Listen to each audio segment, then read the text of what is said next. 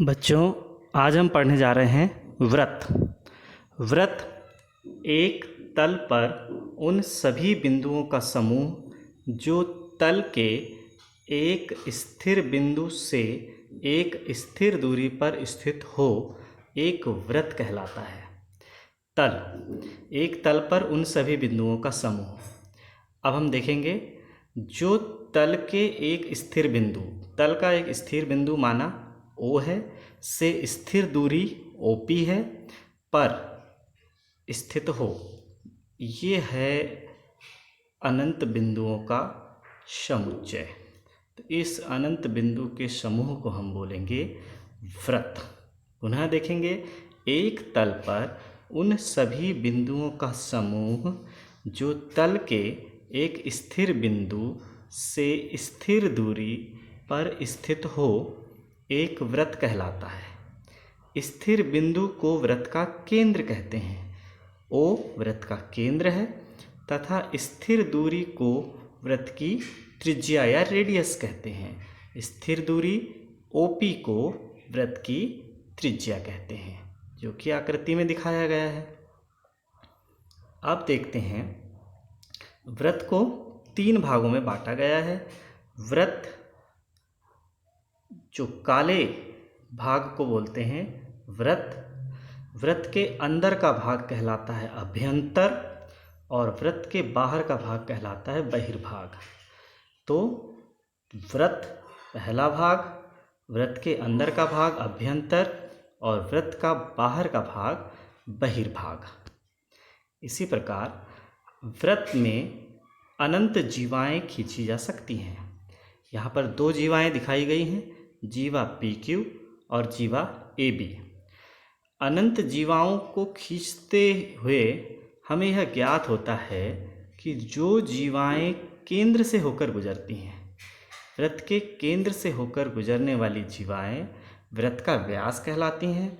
ऐसी जीवाएं भी अनंत हो सकती हैं। अनंत जीवाएं हो सकती हैं जो व्रत के केंद्र से गुजरती हैं।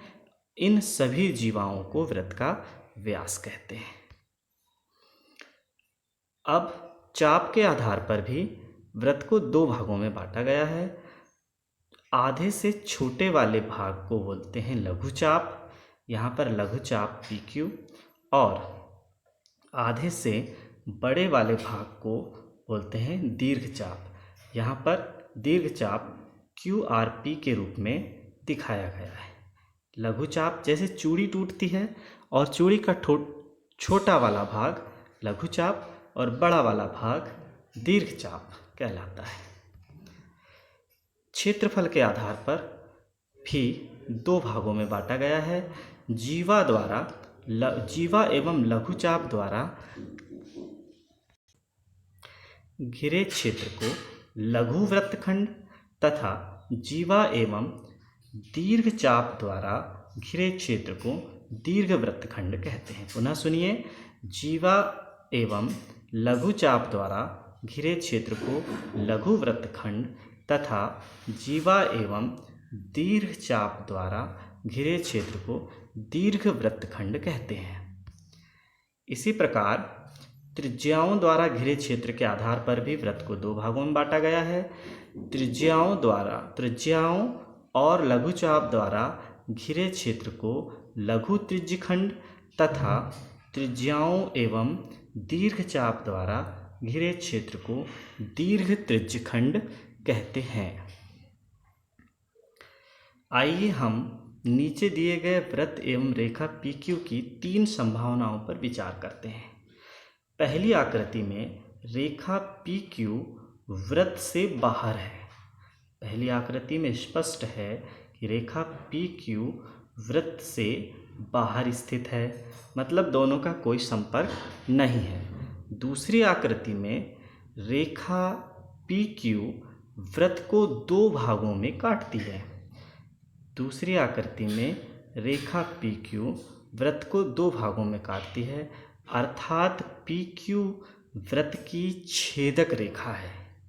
जबकि तीसरी आकृति में रेखा PQ व्रत को केवल एक बिंदु पर स्पर्श करती है, अर्थात रेखा पी क्यू स्पर्श रेखा है एवं बिंदु ए स्पर्श बिंदु है। रेखा पी क्यू स्पर्श रेखा है एवं बिंदु ए स्पर्श बिंदु है। अब आइए देखते हैं, एक वृत्त के बिंदु P पर हम